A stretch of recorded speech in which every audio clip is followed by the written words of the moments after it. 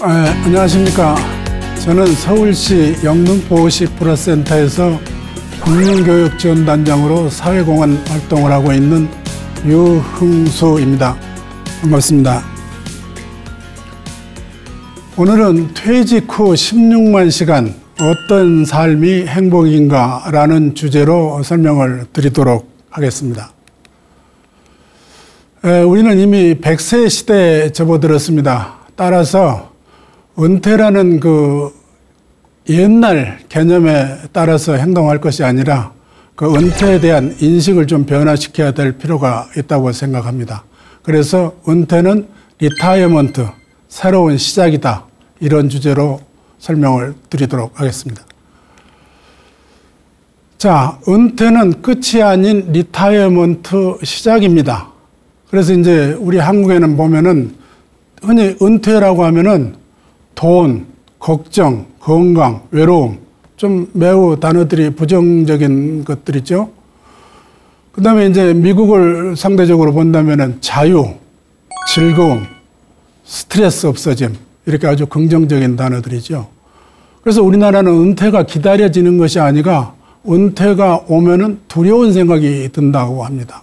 그 다음에 미국의 경우에는 은퇴를 기다리고 있고 은퇴 계획을 짜고 어떻게 활동을 할 것인가를 즐겁게 대기한다고 합니다.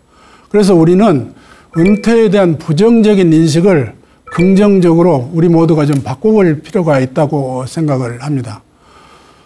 옛 고사에 60세가 넘으면 나무를 심지 않는다라는 그런 그 고사가 있습니다. 그런데 60세가 되면 나무를 심지 않는다 이런 부정적인 견해에서 앞으로는 80이 넘어도 80이 되어도 과실나무를 심는 심정으로 살자라는 얘기입니다.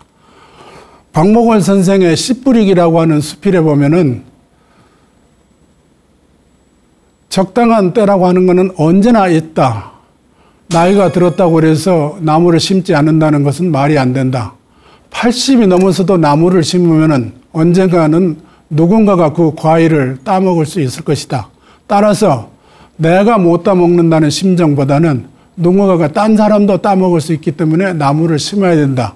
우리는 따라서 나이가 좀 들고 은퇴를 했다고 해서 부정적으로 뒷방에 늙은이로 있을 것이 아니라 왕성하게 활동하자라는 그런 의미라고 저는 생각을 합니다. 자, 우리는 이제 100세 시대가 이미 우리나라에 도달했다고 그랬죠. 그래서 생년 나이보다는 보다 좀 젊게 살아야 된다는 생각을 하고 있습니다. 기대 수명이 50년 내지 70년 전에 비해서 우리나라가 지금 30년이 증가를 했습니다. 지금 83.6세가 됐죠. 우리 국민 평균이. 그만큼 한 30년 정도 젊게 살 필요가 있다는 얘기입니다. 그래서 자기 나이에다 0.7을 곱하면은 적당한 나이가 되지 않나. 그래서 액티브 시니어라는 말로 요즘에 소개를 하고 있습니다. 그래서 마음의 시계를 거꾸로 돌리자. 우리는 은퇴했다고 해서 뒤에 물러나는 것이 아니고 재취업을 하고 또 조금 몸무게를 낮춰서 좀 더 낮게 가고 해서 은퇴라는 거를 완전히 끝내지 말고 반퇴를 가고 또 반퇴를 가고 해서 완전한 은퇴를 하는 것으로 생각을 하자는 얘기입니다. 그래서 나이를 너무 의식하지 말자. 애늙은이 행세하지 말고 나이든 젊은이로 살자라고 하는 것이 제 주장입니다. 자, 그러면 이제 퇴직 후에 무언가 일이라고 그러면 이제 활동, 전반적으로 이제 하는 활동을 얘기하겠죠. 일을 하면 좋은 점 한번 설명을 드리겠습니다. 우선 돈 버니까 좋죠. 용돈도 쓸 수도 있고 뭐 여러 가지로 기묘하게 쓸 수 있죠. 만약에 월 100만 원, 이거는 제가 현직에 있을 적에는 월 100만 원은 그렇게 큰 돈으로 생각을 하지 않았습니다. 근데 막상 은퇴 생활을 해놓고 보니까 100만 원이라고 하는 것이 상당히 크다는 느낌을 많이 받고 있습니다. 그래서 월 100만 원의 돈은 금융자산을 12억을 1% 이자로 계산했을 적에 12억을 은행에 맡겨놓고 있는 그런 효과가 있습니다. 그래서 돈을 벌면은 많은 도움이 된다는 얘기입니다. 나이 들어서. 그 다음에 돈을 벌게 되면은 축적된 자기 은퇴 자산을 그 수명을 늘릴 수 있다는 얘기입니다. 그러면 이제 부수적인 효과로 정신적, 육체적으로 많은 활력을 유지하게 해줍니다. 그리고 또 인적, 사회적 네트워킹을 유지를 해서 저의 마음을 풍요롭게 해주고 있습니다. 그래서 이제 사회공헌 활동을 하거나 봉사 활동을 하게 되면 나름대로 보람도 느끼고 만족도를 제고시킬 수 있습니다. 그러니까 이제 경제적으로 돈 벌어서 좋고 부수적으로 이렇게 정신적으로 좋다 보니까 경제적 효과와 부수적 효과가 선순환을 일으켜서 은퇴 생활의 만족과 보람을 느끼게 해준다. 비로소 인생 2막을 실현할 수 있게 해준다. 얼마나 좋습니까? 일을 하면은. 자, 그러면 이제 일을 하면은 은퇴자산 수명을 늘려준다고 그랬죠. 얼마만큼 늘어나는지 실질적으로 한번 검토를 해보도록 하겠습니다. 조건이 똑같이 A와 B가 있는데 같은 60세입니다. 똑같이 3억의 현금을 가지고 있습니다. 근데 그 3억의 현금을 증권시장이나 금융시장에서 4%로 운용할 수 있다고 가정을 하겠습니다. 그리고 한 사람은 10년 동안 일을 하는 걸로 가정을 하겠습니다. 그리고 한 사람은 일을 하지 않고 주어진 원금에서 그냥 생활비로 연 3천만 원씩 까먹고 있는 그런 가정을 한번 해보도록 하겠습니다. A라는 사람은 생활비에 까먹지를 않고 돈을 벌어서 근로소득하고 연금소득으로 생활을 합니다. 그러니까 원금에는 손대지 않습니다. 그럴 경우에 91세까지 그 자금을 유지해서 쓸 수 있다는 얘기입니다. 그러니까 31년을 아무런 문제 없이 살 수 있다는 결론이죠. 파산 나이가 91세가 되는 거죠. 그런데 B라는 사람은 돈이 없기 때문에 일도 안 하고 그렇기 때문에 원금에서 매년 3천만 원씩을 땡겨서 쓴다고 하면은 72세가 되면 바닥이 납니다. 따라서 10년 동안 근로를 하면 60년세에 똑같이 출발을 했지만은 20세 가까운 차이가 난다라는 얘기입니다. 그래서 일을 하면은 이만큼 큰 이득이 있다라는 겁니다. 자, 그러면 어떤 활동을 할 것인가, 일을 하는 것인가 하는 문제입니다. 일의 선택 기준은 뭐니 해도 돈이 중요하기는 하지만 그래도 그 중에서도 수입보다는 보람 있는 일을 좀, 그러니까 수입과 보람을 연동해서 시키는데 특히 보람 쪽에다가 좀 신경을 쓰라라는 얘기입니다. 그러니까 처음부터 인정받는 사회공헌적 일만을 하고 싶다? 라고 해서 내 체면이 있는데 그런 일을 할 수가 없다. 이런 식으로 생각하면 영영 일을 못할 수도 있습니다. 수입을 위해서 일을 하다 보면 취미가 될 수도 있고 취미를 위해서 일을 하다 보면 수입이 생길 수도 있습니다. 그러니까 이게 선우가 왔다 갔다 할 수가 있는 겁니다. 그러니까 일단 일을 시작하는 것이 좋다라는 얘기입니다. 그래서 처음부터 수입도 없고 취미도 맞고 남보기에도 좋은 그럴듯한 고상한 일은 우리 주변에 그렇게 거의 없다고 보십니다. 그래서 일단 무엇이 됐든 간에 활동 내지는 일을 시작을 하다 보면은 또 다른 좋은 면이 생길 수 있다라는 걸 강조드리겠습니다. 자, 돈이 있어도 일이 없으면은 매우 고달픕니다. 따라서 우리는 좀 생각을 바꿔야 될 필요가 있습니다. 퇴직 후에도 돈이 있든 없든 돈이 있더라도 자기만의 일이 있어야 됩니다. 오늘은 뭘 할까라는 생각을 하면서 사는 거는 그것도 또 40년에서 50년을 사는 거는 하루하루가 고역입니다. 근데 이제 은퇴하는 분들 주변에서 저도 이제 은퇴 생활을 하고 있습니다만 제 주변에 있는 많은 분들 이렇게 토론을 해보면은 퇴직을 하고 은퇴를 하다 보니 내가 이 세상에서 쓸모없는 인간이 돼가는 것 같다라는 얘기들을 많이들 하시는데 명확한 거는 쓸모 있는 인간은 스스로 만들어 가야 하는 것이지 누구가 주변에서 친구가 와이프가 만들어주는 건 아니다라는 얘기입니다. 그래서 일자리에 대한 사고방식의 전환이 절대적으로 필요하다. 체면 때문에 일을 못한다? 이제 체면은 버려야 됩니다. 우리는 은퇴한 이후에 이것저것 체면 따질 필요가 없습니다. 자기 마음에 맞는 일이 있으면 하는 겁니다. 허드렛 일이라도 하는 용기를 우리는 가져야 됩니다.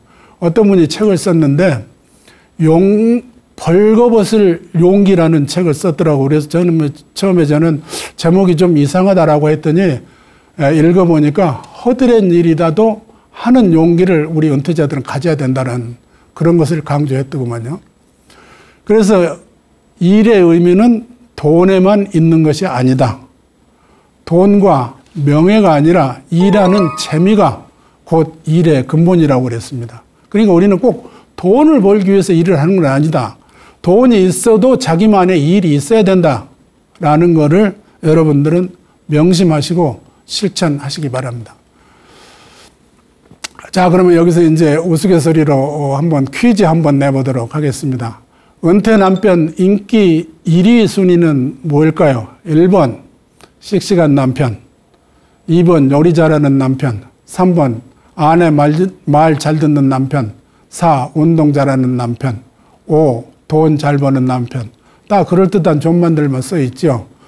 그런데 대부분의 여성들이, 거의 100%에 가까운 여성들이 1번에서 5번 사이에 답이 없다라고 하는 그 답변을 냈답니다. 그러면 답이 뭘까요? 한번 볼까요?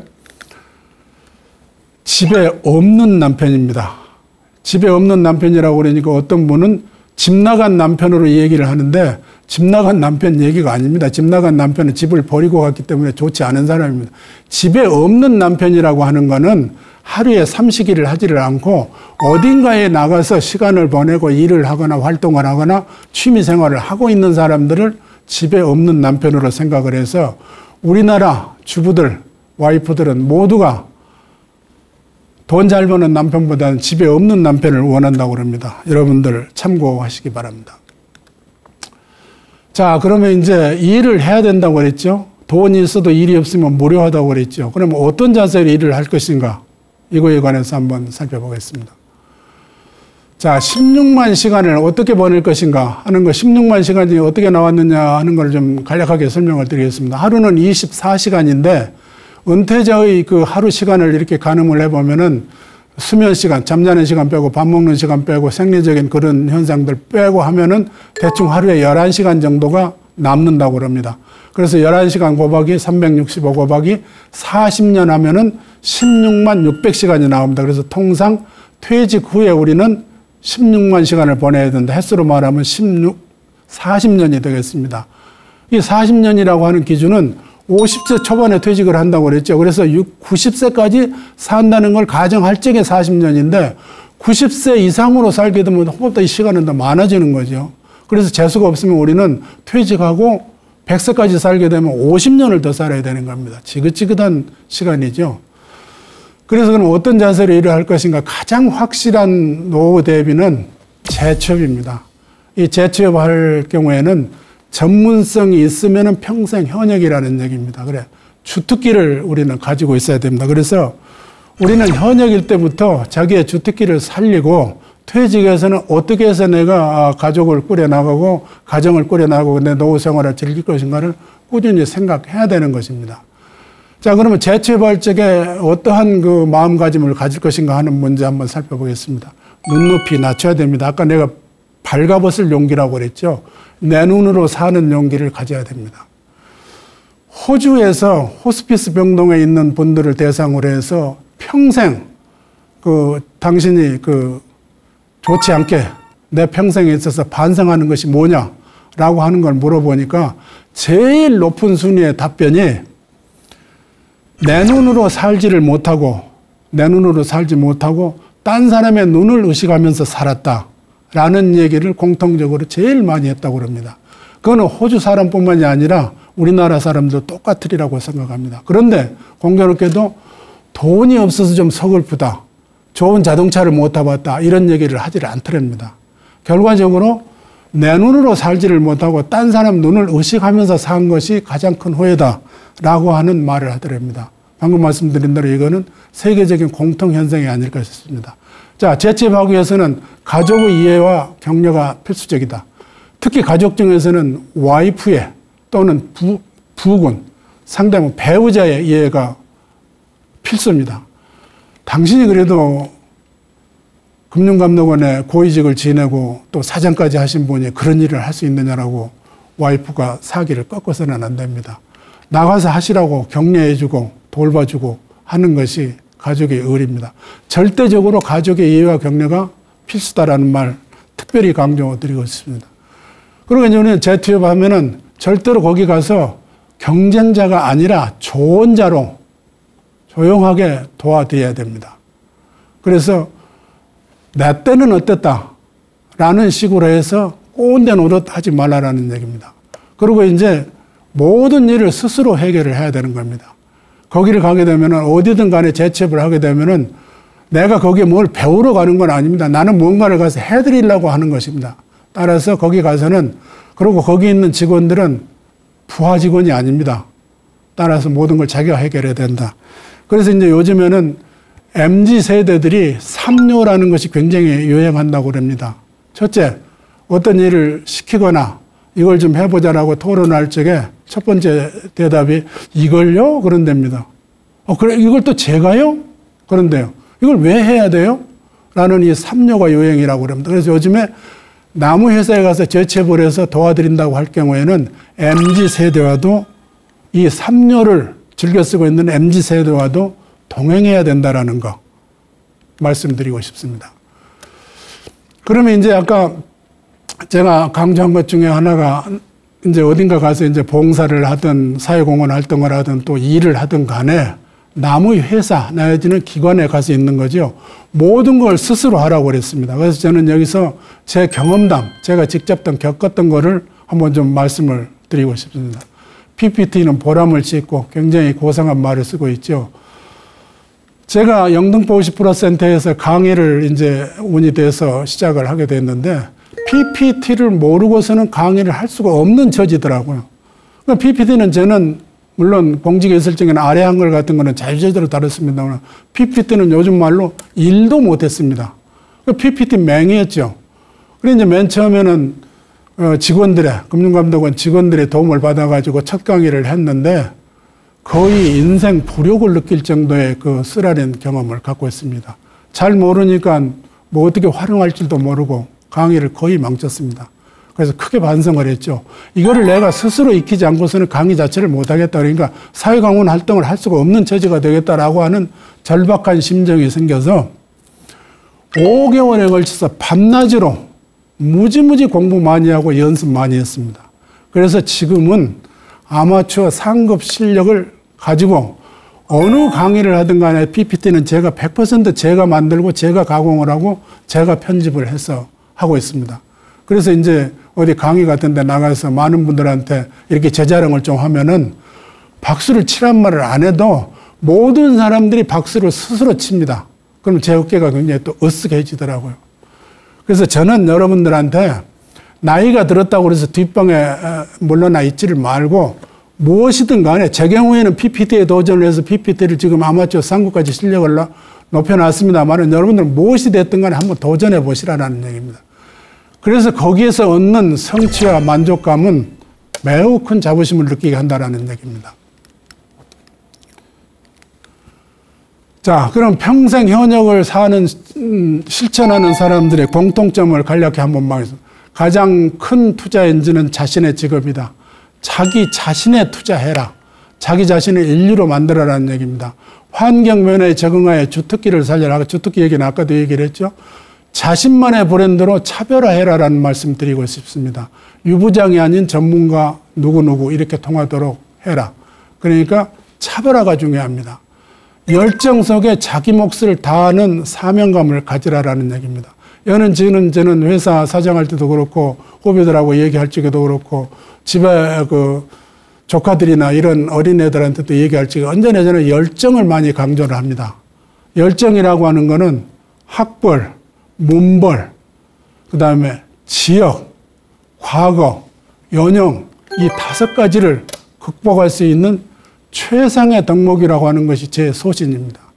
그래서 열정 속에 자기 몫을 다 해야만이 재취업함에 있어서도 환영받는다라는 얘기입니다. 근데 퇴직 후 초조하게 마련입니다. 퇴직 후에 초조하다고 해서 쉽게 결정해서는 안 될 일 몇 가지가 있습니다. 돈벌이가 아쉽다고 아무 데나 가서는 안 됩니다. 많은 분들이 전단지 같은 걸 날리고 전화를, 공교롭게도 제가 퇴직한 거를 다 알고 있습니다. 전화를 해서 사장으로 모시겠다, 자문역으로 모시겠다, 그냥 명함만 걸어주면은 회사 안 나오셔도 된다라고 하는데 이게 있을 수가 없는 일이죠. 공짜라는 건 세상에 없습니다. 노 프리 런치라고 그러죠. 그러니까 여러분들이 절박한 상황을 악용하는 겁니다. 절대로 돈벌이가 아쉽다고 아무데나 대책 없이 가셔서는 안 됩니다. 그 다음에 준비 없이 은퇴 창업을 하는 것은 자폭의 길이다. 철저하게 준비를 해서 창업을 한다 하더라도 성공할까 말까다.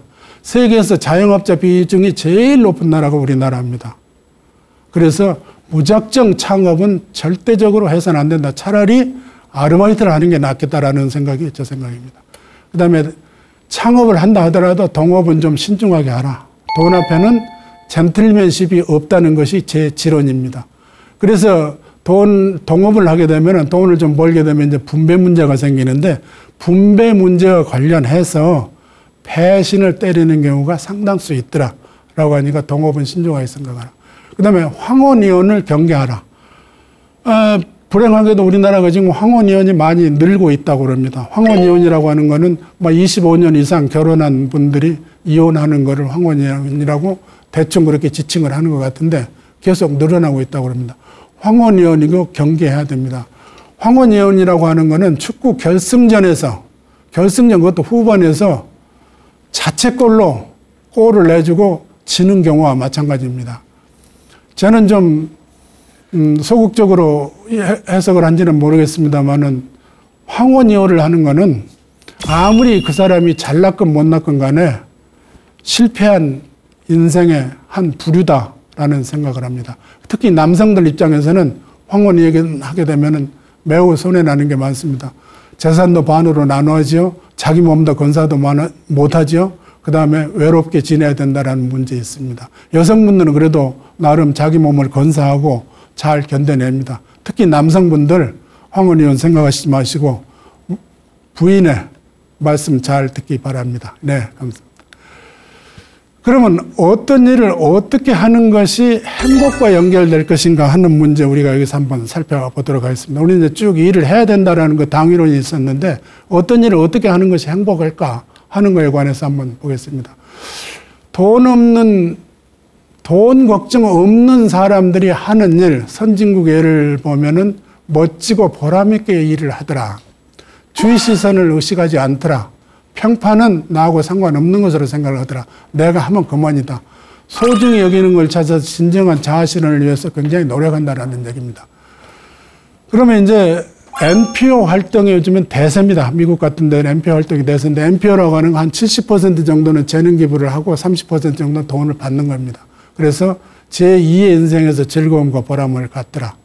그 다음에 이제 공짜로 봉사하는 거는 좀 보람은 느끼고 고상한 얘기는 하지만 쉽지는 않다라는 얘기를 드릴 수 있겠습니다. 제2의 인생, 여기서 이제 제 경험을 좀 말씀드리고자 합니다. 제 경험상 제2의 인생을 지금 NPO 활동으로 하고 있는데 그 소회에 관해서 좀 설명드리겠습니다.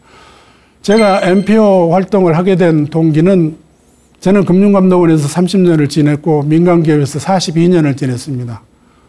민간기업 등 포함해서 42년의 직장생활을 꽤 오래 했죠. 그래서 국가와 사회로부터 많은 은전과 혜택을 받았기 때문에 나도 은퇴를 하게 되면 뭔가 국가나 민간에 기여를 해야 되겠다, 사회 환원을 해야 되겠다라는 소박한 생각을 가지고 있었습니다. 근데 어떻게 인연이 닿아서 영등포50+센터에서 2018년도서부터 금융교실을 개설을 해서 금융교육지원단장으로 사회공헌 활동을 하고 있습니다. 근데 제 활동에 관해서 대충 두 가지로 평이 좀 갈리더라고요.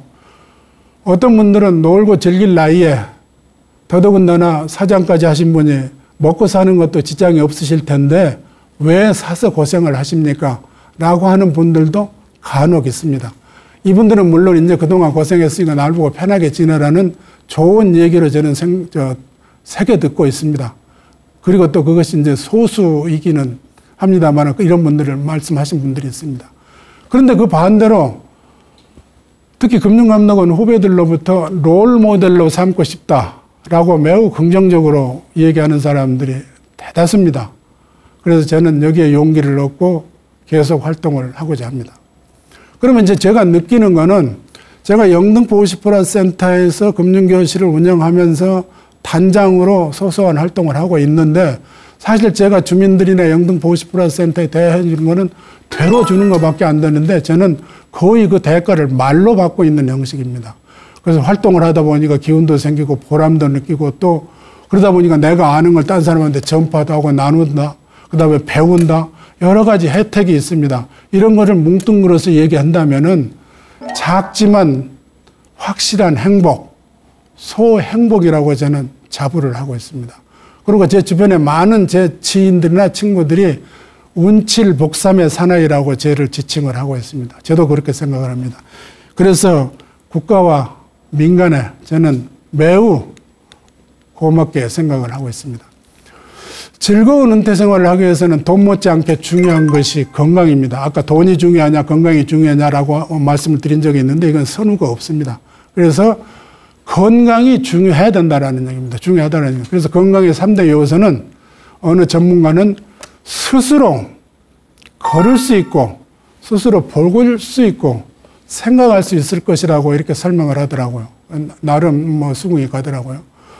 그리고 이제 은퇴를 해서 보니까 무료함 없이 시간 잘 보내기가 매우 중요합니다. 홀로 지내는 방법을 익힐 수 있어야 됩니다. 물론 친구들도 같이 노는 것도 좋지만 저 같은 경우에는 별다른 취미가 없어가지고 코로나 3년을 견디는데 취미 생활이 특별히 하는 게 없기 때문에 매우 고독하고 힘들게 지냈습니다. 그래서 퇴직하신 분들은 퇴직하신 분들 나름대로 아직 안 하신 분들은 은퇴해서 홀로 지내는 방법을 스스로 익혀 나오시고 또 그렇지 않은 분들은 스스로 익히기를 바랍니다. 그러기 위해서는 취미 활동이 필요하다는 얘기입니다. 이거 부부가 함께 하는 것이 좋다. 박완서 선생의 일상의 기적이라는 글을 보면요. 기적은 하늘을 날거나 바다 위를 걷는 것이 아니라 땅에서 걸어 다니는 것이다. 두 발로 걸으며 공기를 공짜로 마시면 하루에 860만 원의 공짜로 받는 셈이다라고 했습니다. 이 860만 원의 계산은 중환자실에 들어가면은 36만 원 당이랍니다. 1시간당. 그걸 곱하면 864만 원이 나오게 됩니다. 그래서 박완서 선생은 걷는 것 자체가 행복이더라라고 하니까 딴 큰 행복 생각하지 마시고 건강관리 잘 하시라는 그런 얘기입니다. 은퇴하니 좋은 점이 여러 가지 있더구만요. 은퇴하니까 전혀 생각하지 못하는 또 다른 세상이 있더라고요. 은퇴해서 보니까 저도 아까 말씀드렸다시피 제2의 인생을 살면서 진정하게 내가 하고 싶은 일, 사회에 환원한다는 조그만 일이지만 진정한 자아 실현을 하고 있다. 그리고 또 제일 좋은 것 중에 하나가 뭐니 해도 회사 다니고 현업에 있을 적에는 경쟁을 안 할래 안 할 수 없고 그 회사를 다닌 것 자체가 일종의 경쟁이죠.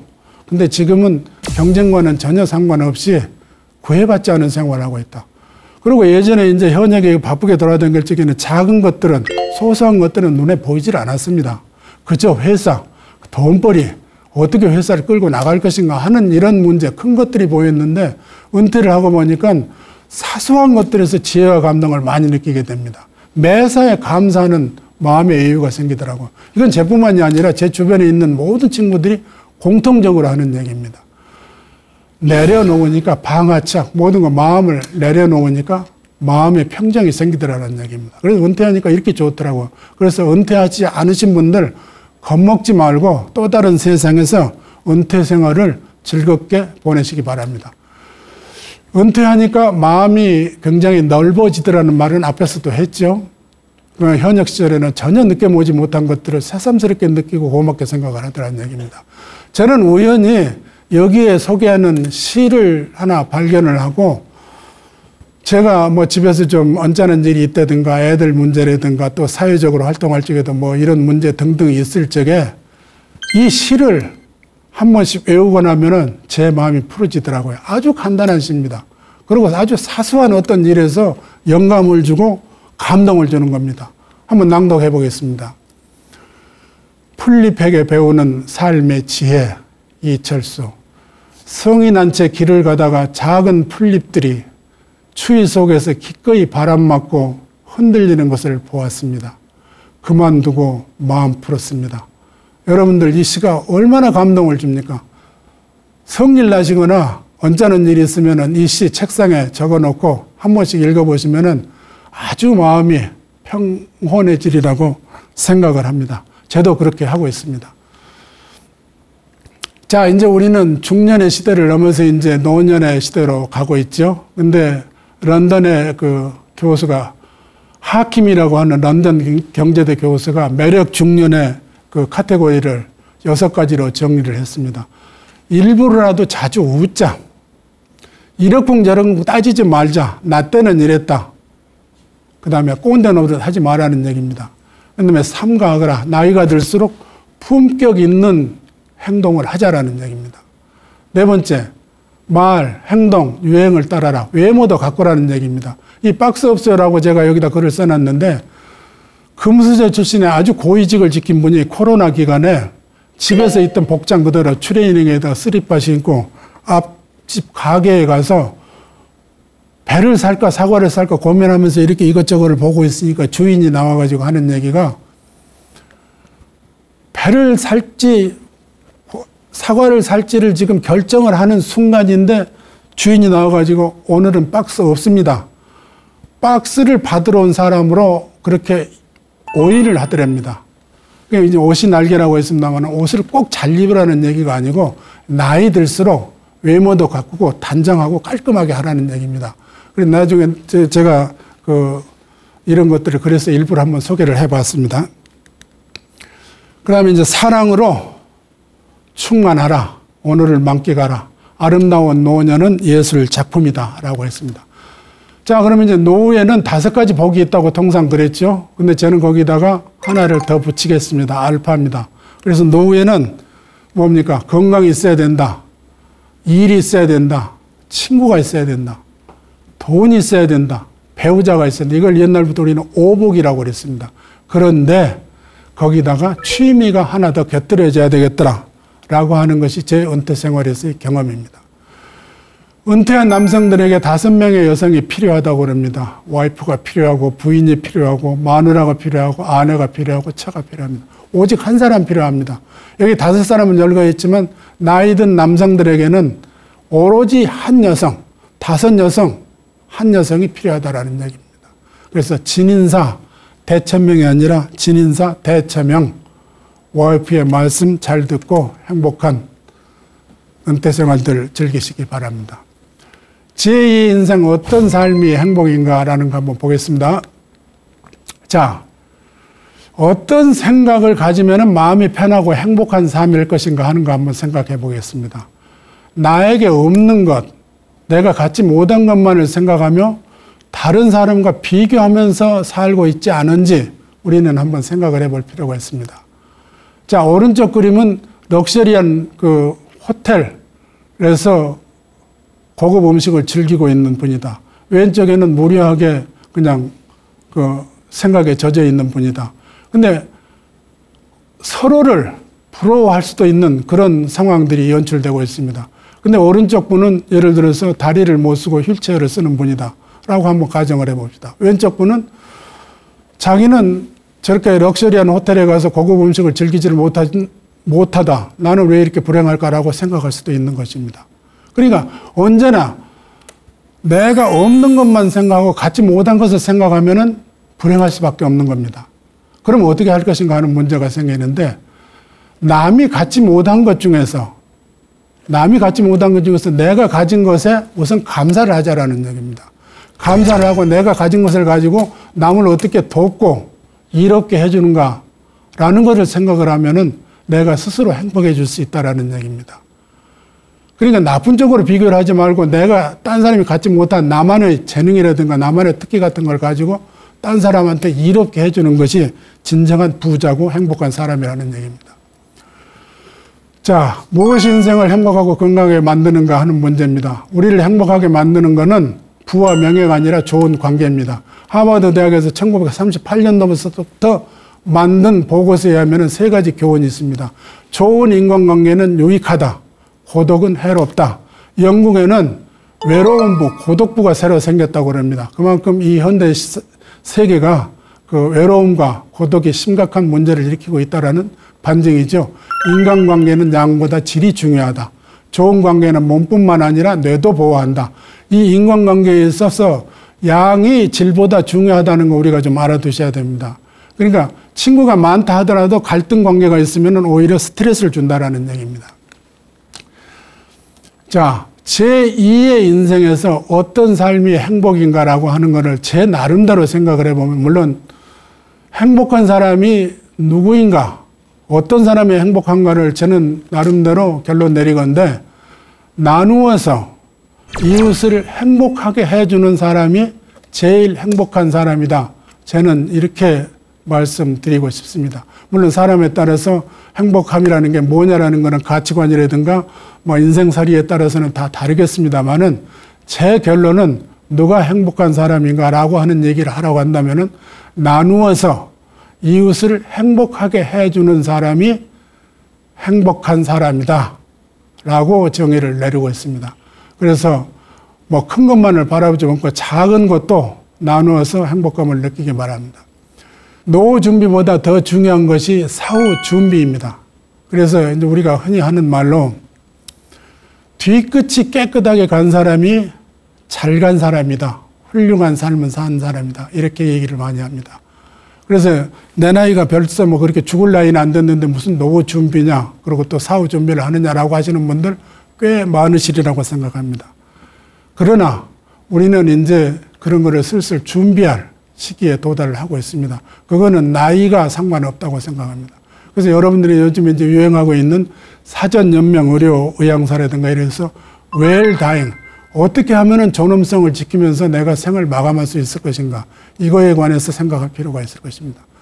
그리고 또 유언장을 한 번씩 써보기를 권유드리겠습니다. 야, 나이가 몇 살이고 앞으로 살 날이 장장한데 왜 날 보고 유언장을 쓰라고 하느냐라고 기분 나쁘게 생각하시는 분들도 있는데, 제 경험상 유언장을 꼭 쓰시라는 말씀을 좀 드리고 싶습니다. 유언장을 써야 될 이유가 아까도 말씀드렸습니다만은 돈 앞에는 젠틀맨십이 없다고 그랬습니다. 돈 앞에는 젠틀맨십이 없다라고 했는데, 가족 간에도 마찬가지입니다. 그렇게 오손도손 화목하게 살던 가족들이 어머니의 유산을 놓고 할아버지의 유산을 놓고 싸우는 경우가 굉장히 많습니다. 그래서 유언장을 쓰면은 이러한 문제를 깔끔하게 해결할 수가 있습니다. 그래서 유언장을 쓴다고 하는 것은 가족 간의 화목함을 유지할 수가 있습니다. 그리고 우애를 더 돈독하게 할 수가 있다. 근데 제 주변에서도 보면은 가족 간의 의절을 하게 되면은 남남 간의 의절보다도 더 무섭고 독합니다. 만나질 않습니다. 가족이 깨져버린 거죠. 그래서 좋은 뜻으로 해서 재산이 있든 없든 간에 없으면 없는 대로 있으면 있는 대로 다 말썽했습니다. 그래서 유언장을 쓰는 게 좋다. 저는 1년에 한 번씩 갈아서 쓰고 있습니다. 사물을 정리하고 가자라는 얘기입니다. 사물이라고 하는 거는 뭐 간단히 얘기해서 뭐 자기가 앨범이 될 수도 있고 책이 될 수도 있고 뭐 입던 옷이 될 수도 있고 내가 같이 가지고 있었던 물건 등 여러 가지가 있을 수 있겠죠. 이것이 내가 나이가 들어가고 내가 스스로 정리할 수 없을 경우에는 애들한테는 애물단지가 될 수밖에 없는 것입니다. 그래서 따라서 더 늙기 전에, 우리는 생을 마감하기 전에 나의 물건을 어떻게 할 것인가를 결정을 하시고 정리정돈을 하고 버릴 건 버리고 정리를 해야 됩니다. 미니멀라이즈 해야 됩니다. 그래서 저 같은 경우에는 사물을 다 정리를 해서 중요하다고 하는 것들은 나름대로 모아서 대학교 박물관에 기증을 해서 수장고에 지금 보관을 하고 있습니다. 여러분들도 박물관에 뭐 저장을 시키든 박물관에 기증을 하든 아니면 버리든 애들한테 부담 주지 말고 정리를 할 필요가 있다는 얘기를 다시 한번 설명드립니다. 유언장 작성을 할 적에는 일정한 요건이 있습니다. 아무리 유언장을 써놓는다 할지라도 그 요건에 맞지 않으면은 유언장으로의 효력이 없습니다. 가장 중요한 건 날짜를 반드시 써라. 반드시 이름 써라라는 얘기입니다. 그 다음에 전문을 자필로 써라는 얘기입니다. 그 다음에 주소를 4가지는 반드시 지켜야 효력이 되는 겁니다. 도장을 찍되 도장도 찍어야 되는데 인감도장일 필요는 없습니다. 그래서 이름, 날짜, 주소, 도장은 반드시 찍어라. 그 다음에 유언의 형식은 여러 가지가 있겠습니다만 유언을 하고 그 유언장을 법무법인에 가서 공증을 맡아놓으면은 위원으로서의 효력이 매우 단단해지는 겁니다. 그래서 저는 지금까지 퇴직 후 16만 시간을 어떻게 보람있게 살 것인가를 설명을 드렸습니다. 감사합니다.